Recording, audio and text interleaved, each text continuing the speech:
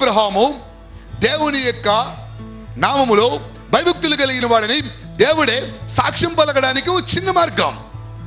తనకు ఒక్కడే ఉన్న తన కుమారుని వెను తీయలేదో.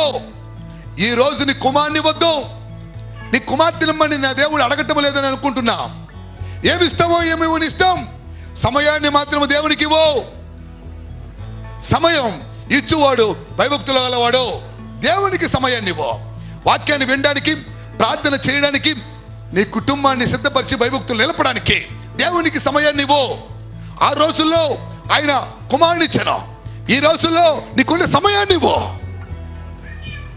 దేవునికి సమయాన్ని ఇచ్చేవాడు భయభక్తులు గలవాడు.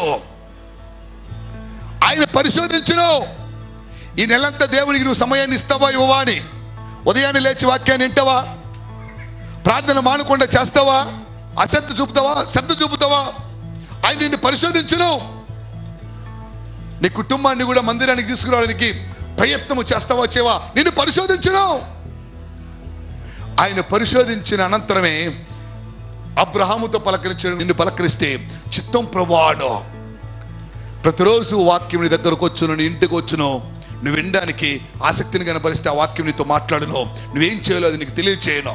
ఆ రోజు నువ్వు చూస్తే నీకు క్షేమం, నిత్య క్షేమానికి మార్గమును సరళము చేయను. నీ బ్రతుకు దినములను కృపాక్షేమల్ని వెంట వచ్చును.